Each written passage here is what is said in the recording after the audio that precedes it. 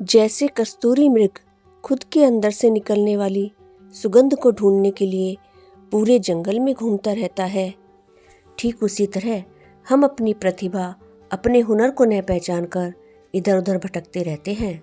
हम में से कई लोग ऐसे हैं जिन्हें अपनी प्रतिभा का अंदाजा भी नहीं है और वह अपने अंदर की प्रतिभा, अपनी खुशी और अपने अंदर के खजाने को न पहचान कर दूसरों से खुशी और सहारे की भीख मांगते रहते हैं और अपनी कीमती जिंदगी को ऐसे काट देते हैं जैसे जीवन कोई सजा हो, जबकि हमारा जीवन हीरे जवाहरात से भरी तिजोरी के समान इतना कीमती है कि यदि हम अपने अंदर छिपी प्रतिभा को पहचानें और उस तिजोरी को खोलें तो हम केवल अपने ही नहीं बल्कि दूसरे लोगों के जीवन में भी उन्नति और प्रगति ला सकते हैं। दोस्तों, प्रश्न यह उठता है कि हमारे अंदर ऐसा कौन सा खजाना है जिसे हम यूज़ करके अपने जीवन को समृद्ध व उन्नति की राह पर ले जा सकते हैं। मित्रों, दुनिया में सबसे ताकतवर यदि कोई चीज़ है तो वह है मानव मस्तिष्क, जिसका काम है सोचना और उस सोच को कार्य रूप में परिवर्तित करके इंसान इस प्रकृति से कुछ भी प्राप्त कर सकता है। लेकिन सवाल यह उठता है कि इंसान के सोचने का तरीका क्या हो, क्योंकि जैसा आप सोचोगे वैसा ही आप बनोगे। तो यह सुनकर आप में से कुछ लोग कहेंगे, तो क्या हमें अपने विचारों पर नज़र रखनी होगी? यह तो बड़ा मुश्किल काम है। शुरू में शायद आपको यह मुश्किल लग सकता है, लेकिन यदि आप ऐसा कर लेते हैं तो आपके जीवन की कहानी यहीं से बदलना शुरू हो जाएगी और किसी भी चीज़ को आप अपनी ओर आकर्षित कर सकते हैं, जैसे लोग, नौकरी, सेहत, दौलत, खुशियाँ, जो भी आप चाहें। इस पूरे ब्रह्मांड में आप केवल एक चीज़ पर अपना पूरा नियंत्रण कर सकते हैं, वह है आपकी सोच। लेकिन दुर्भाग्य की बात है कि हमारी सोच ही सबसे ज़्यादा अनियंत्रित होती है। इस दुनिया में हम हर चीज़ पर अपना नियंत्रण करना चाहते हैं, लेकिन हम अपनी सोच पर नियंत्रण करने की कोशिश भी नहीं करते। अगर आप अपनी सोच को निखारते हो तो आप वास्तव में अपनी ज़िंदगी को निखारते हो और कभी कभी ये परिवर्तन एकदम पलक झपकते ही हो जाता है। शायद सुनने में यह अजीब लगे, पर यह एक सार्वभौमिक सत्य है, यानी हम अपनी सोच के दम पर जो चाहे वो बन सकते हैं और ये कोई नई खोज नहीं है। स्वामी विवेकानंद ने भी यही बात कही है, हम वो हैं जो हमारी सोच ने हमें बनाया है। इसलिए इस बात का ध्यान रखिए कि आप क्या सोचते हैं। विचार रहते हैं, वे दूर तक यात्रा करते हैं। भगवान गौतम बुद्ध ने भी कहा है, हम जो कुछ भी हैं वो हमने आज तक क्या सोचा इस बात का परिणाम है। गौतम बुद्ध के इस कथन में कितनी सच्चाई है, आइए जानते हैं इस कहानी के माध्यम से। एक बार की बात है, एक आदमी के जीवन में सिर्फ दुख ही दुख थे। वह जो भी काम करता उस बेचारे का वह काम पूरा ही नहीं होता। घर में आता तो घर में कलेश बना रहता, किसी से कोई मदद मांगता तो कोई उसकी मदद नहीं करता। ऐसा लगता था कि चारों तरफ से उसके ऊपर दुख का पहाड़ टूट पड़ा है। उसे समझ नहीं आ रहा था कि मैं इन दुखों से पार कैसे पाऊँ। वह दिन रात ही सोचता रहता था कि अपने दुखों से छुटकारा कैसे पाना है। इसी कारण से वह रात में सो भी नहीं पाता था। उसकी आंखों के नीचे बड़े बड़े काले घेरे बन गए थे, जो इस बात का प्रतीक थे कि वह आदमी कितना दुखी है और कितना चिंतित है। कभी कभी तो उसके मन में आत्महत्या करने के भी ख्याल आते थे, लेकिन अपने परिवार की चिंता करके वह यह कदम नहीं उठा पाता। वह इतना दुखी हो गया कि उसने निर्णय किया कि वह इन दुखों से छुटकारा पाकर ही रहेगा। इसके लिए चाहे उसे कितनी ही मेहनत करनी पड़े, कुछ भी करना पड़े, चाहे अंगारों पर चलना पड़े, लेकिन इन दुखों से छुटकारा हासिल करके रहेगा। एक दिन उसने अपने एक मित्र से पूछा कि मैं अपने जीवन को कैसे सुधारूं। उसके मित्र ने बताया कि तुम किसी बाबा के पास जाओ। बाबाओं के पास ऐसा मंत्र होता है जिससे सारे दुख मिट जाते हैं, जीवन खुशियों से भर जाता है और धन संपदा भी हासिल होती है। तुम किसी ऐसे बाबा को ढूंढ लो, बस तुम्हारा काम बन जाएगा। उस आदमी के मन में यह बात पूरी पक्की तरह से बैठ गई कि कोई बाबा ही मेरा उद्धार कर सकते हैं। इसलिए उसे किसी भी बाबा के बारे में पता चलता तो वह उस बाबा के पास पहुंच जाता, उस बाबा को अपनी समस्या बताता और उससे उसका समाधान पूछता और कहता कि बाबा, मैं कुछ भी करने के लिए तैयार हूँ, लेकिन मेरी इन समस्याओं से मुझे छुटकारा दिला दीजिए। आप जो कहेंगे मैं वह करूँगा, लेकिन मेरे जीवन को सुधार दीजिए। बाबा उसे कुछ टोने टोटके बताते थे करने के लिए और बदले में दान दक्षिणा ले लेते थे। यह टोना टोटका करने के बाद तुम्हारे जीवन में सुख शांति बनी रहेगी। बस इस टोटके को पूरी विधि के साथ करना।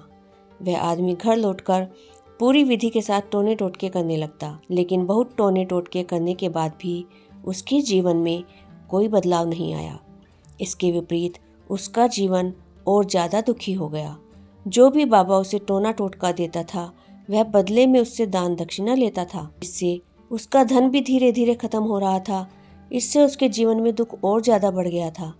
तब उसे लगा कि बाबाओं के पास जाने से तो मेरे जीवन में दुख कम होने की जगह और बढ़ते ही जा रहे हैं।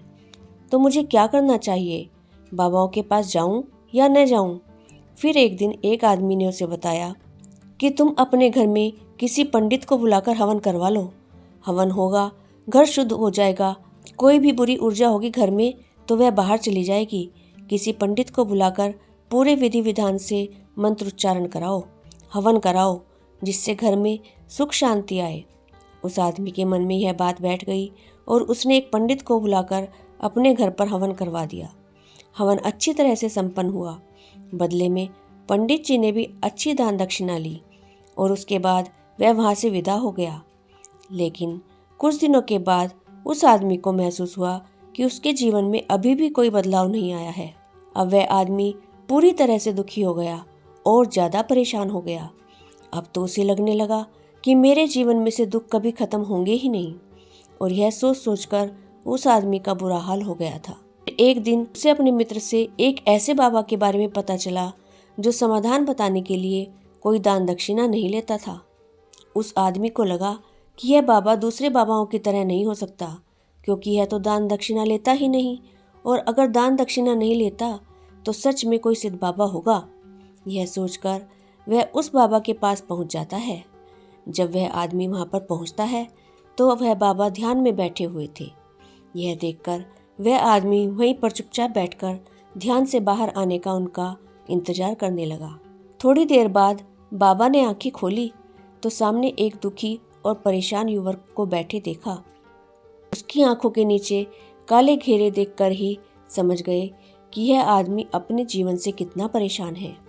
उसे संबोधित करते हुए बाबा ने पूछा कि पुत्र, क्या चाहते हो? बाबा के पास क्या लेने आए हो? उस आदमी ने कहा कि बाबा, मैं अपने जीवन से बहुत परेशान हूँ। मैंने इन दुखों को दूर करने के लिए बहुत सारे रास्ते अपनाए। हर वो तरकीब करके देखी जो किसी बाबा ने मुझे बताई। हर वो काम किया जो किसी भी इंसान ने मुझे करने के लिए कहा, लेकिन मेरे जीवन में दुखों में कोई कमी नहीं आई। बाबा, इसके विपरीत मेरे जीवन में दुखों में बढ़ोतरी होती गई। मुझे समझ में नहीं आ रहा है कि मैं क्या करूं। कभी कभी तो मैं आत्महत्या करने की सोचता हूं, लेकिन मैं अपने परिवार की सोचकर यह कदम नहीं उठाता हूं। मैंने आपके बारे में बहुत सुना है बाबा, और मैं यह बहुत उम्मीद के साथ आपके पास आया हूं। कृपया करके मुझे कोई ऐसा मार्ग बताएं जिससे मुझे अपने दुखों से छुटकारा मिल जाए। मैं अपने दुखों से छुटकारा पाने के लिए कुछ भी करने के लिए तैयार हूँ। आप मुझे कोई भी रास्ता बताएं, चाहे वह रास्ता कितना ही कठिन क्यों ना हो, मैं उसको पार करके रहूँगा। बाबा ने महसूस किया कि यह आदमी तो वास्तव में बहुत परेशान है। बाबा ने उसकी बात सुनकर कहा कि पुत्र, दुखों को दूर करने के लिए मंत्र ऐसे ही नहीं मिलते हैं। मंत्र पाने के लिए कुछ करना पड़ता है। तुम कुछ कर सकते हो? यह सुनकर पहले तो उस आदमी ने सोचा कि यह बाबा भी मुझसे दान दक्षिणा मांगेंगे, लेकिन और कोई रास्ता ना पाकर उस आदमी ने कहा कि बाबा, आपको जितना भी दान दक्षिणा चाहिए मैं देने के लिए तैयार हूँ, लेकिन आपका मंत्र सच्चा होना चाहिए, वह पूरा होना चाहिए, उसका फल मुझे मिलना चाहिए। उसके बाद मैं आपको जो भी दान दक्षिणा लेना चाहते हैं मैं आपको दे दूँगा। बाबा ने कहा, दान दक्षिणा तो बहुत छोटी चीज़ है, मुझे वह नहीं चाहिए। इस पर वो आदमी सोच विचार करके बोला, तो बाबा, मैं अंगारों पर भी चलने के लिए तैयार हूँ, आप मुझे बस आज्ञा दीजिए। बाबा ने कहा कि अंगारों पर चलने वाली छोटी चीज़ मैं तुमसे नहीं कराने वाला हूँ। मैं जो तुमसे कराने वाला हूँ वह बहुत कठिन मंत्र है, उसे पूरा कर पाओगे? उसने कहा, बाबा, आप मुझे बताइए तो सही, मुझे करना क्या होगा? मैं कुछ भी करने के लिए तैयार हूँ। इस पर बाबा ने कहा कि यहाँ से तुम जब अपने घर जाओ तो रास्ते में मन में यह दोहराते जाना कि मैं सुखी हूँ, मैं सुखी हूँ। बार बार अपने मन में यही दोहराना, और याद रहे जुबान पर यह नहीं आना चाहिए, यह सिर्फ तुम्हें मन में दोहराना है। यह सुनकर वो आदमी बोला, बाबा बस इतनी सी बात, यह तो मैं चुटकी बजाते ही कर लूँगा। लेकिन इससे होगा क्या बाबा? बाबा बोले कि इस मंत्र को करके तो देखो, वैसे भी तुमने इतने बाबाओं के मंत्र किए हैं, तो इस मंत्र को भी करके देख लो। उस आदमी ने सोचा कि बाबा कुछ दान दक्षिणा तो ले नहीं रहे हैं, और छोटा सा मंत्र है, इसे तो मैं कर ही लूँगा। बोला, ठीक है बाबा, मैं यह मंत्र जरूर करूँगा। तो वो आदमी यह कहकर वहाँ से चलने लगा।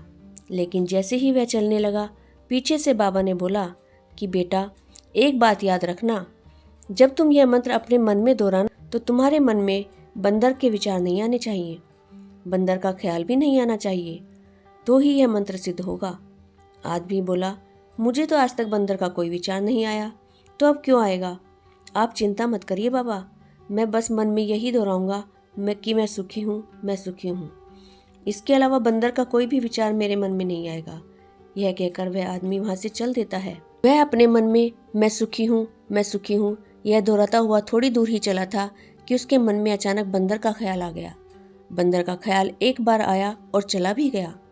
लेकिन उस आदमी ने सोचा, आज तक तो मुझे बंदर का कोई भी ख्याल नहीं आया, यह आज बंदर का विचार क्यों आ गया?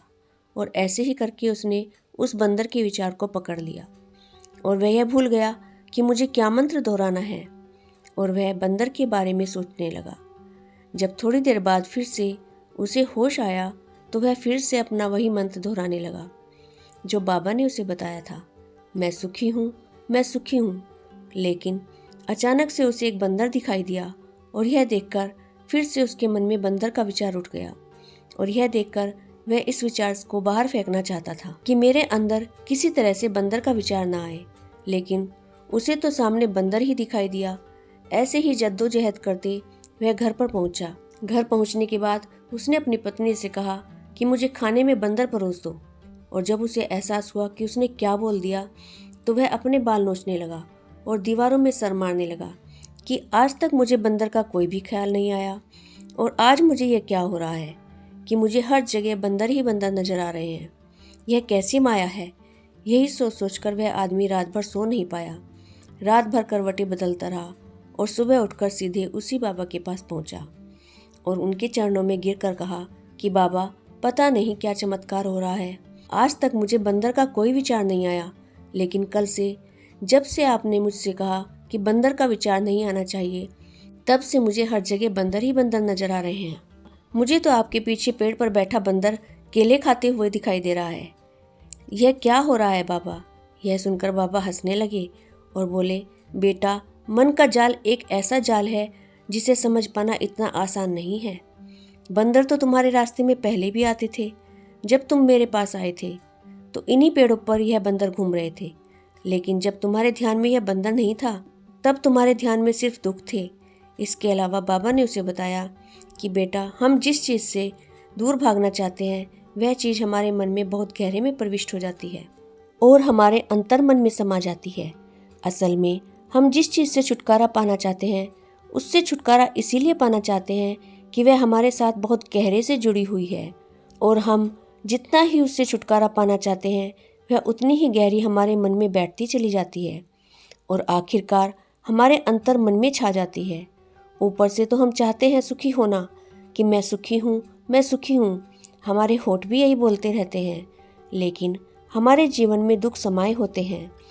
हमारे विचारों में, हमारे मन में दुख ही दुख दिखाई देते हैं। इसलिए अपनी जुबान से बार बार यह बोलने से कि मैं सुखी हूँ, मैं सुखी हूँ, हम सुखी नहीं होंगे जब तक यह मंत्र हमारे अंतर मन में प्रविष्ट नहीं होगा। इस पर उस आदमी ने पूछा कि बाबा, लेकिन यह मंत्र हमारे अंतर मन में प्रविष्ट कैसे होगा? यह सुनकर बाबा ने कहा कि अपने दुखों से लड़ना बंद कर दो। जब तक तुम अपने दुखों को दूर करने की सोचते रहोगे, तब तक वो दुख तुमसे चिपके रहेंगे, तब तक वो दुख तुम्हारे अंतर मन पर अपना राज बनाए बैठे रहेंगे। जिस दिन तुम उन दुखों के बारे में सोचना ही छोड़ दोगे, उन दुखों से छुटकारा ही नहीं पाना चाहोगे, उस दिन से तुम्हारी ज़िंदगी से दुख गायब हो जाएंगे। क्योंकि किसी भी चीज़ से छुटकारा पाने के लिए हमें उस चीज़ के बारे में सोचना पड़ता है, और जितना ही हम उस चीज़ के बारे में सोचते हैं उतनी ही गहरी हमारे मन में वह प्रविष्ट होती चली जाती। हम अधिकतर दुखों के बारे में ही सोचते रहते हैं। हम यही सोचते हैं कि हमारे जीवन में दुख है और हम इससे छुटकारा पाना चाहते हैं। इसी वजह से बार बार सोचने से वह दुख हमारे अंतर मन में प्रविष्ट हो जाते हैं और हमें एहसास भी नहीं होता। इसलिए अगर तुम दुखों से छुटकारा पाना चाहते हो तो दुखों से छुटकारा पाने के लिए उनके बारे में सोचना छोड़ना होगा। तुम्हें दुखों से छुटकारा मिल जाएगा। अक्सर आदमी धूम्रपान छोड़ना चाहता है, शराब छोड़ना चाहता है, सुबह अपने आप से यह वादा करता है कि मैं कोई भी गलत काम नहीं करूँगा, लेकिन शाम को जब लौटता है तो वह नशे में चूर होकर लौटता है। ऐसा क्यों होता है? जो हम सोच रहे हैं वह पूरा क्यों नहीं कर पा रहे हैं? असल में हम उस चीज़ पर बहुत ज़्यादा ध्यान दे रहे हैं, उस चीज़ को बहुत ज़्यादा अहमियत दे रहे हैं। जब भी हम उस चीज़ को छोड़ने के बारे में सोचते हैं तो हम उसकी इम्पोर्टेंस यानी विशेषता और ज़्यादा बढ़ा देते हैं। हमारा मन उस चीज़ के बारे में जितना ज़्यादा सोचेगा, शराब या धूम्रपान छोड़ने के बारे में जितना ज़्यादा सोचेगा, हमारा मन उतना ही उस चीज़ के पीछे ज़्यादा भागेगा। हमें उससे लड़ना नहीं है, बल्कि बिना सोचे गुजर जाना है। और अगर हम इस मंत्र को समझ लेते हैं तो हम अपने जीवन में जो भी पाना चाहते हैं उसे अपने अंतर मन में डाल सकते हैं। और एक बार वो लक्ष्य हमारे अंतर मन में बैठ जाता है तो फिर सफलता पाने में कोई समस्या नहीं आती, कोई दिक्कत नहीं आती। और आप इस कहानी को सुन रहे हैं तो कॉन्ग्रेचुलेशंस, आप अपनी ज़िंदगी को एक दिन ज़रूर संवार लेंगे। तो मित्रों, यदि यह कहानी आपको अच्छी लगी है और इस कहानी के माध्यम से आपको कुछ भी सीखने को मिला है तो इसे लाइक शेयर ज़रूर कीजिएगा और इस चैनल को सब्सक्राइब कर लीजिएगा। जीवन को बेहतर तरीके से जीने के लिए महत्वपूर्ण जानकारी आपके लिए आगे भी लाती रहूँगी। Thank you.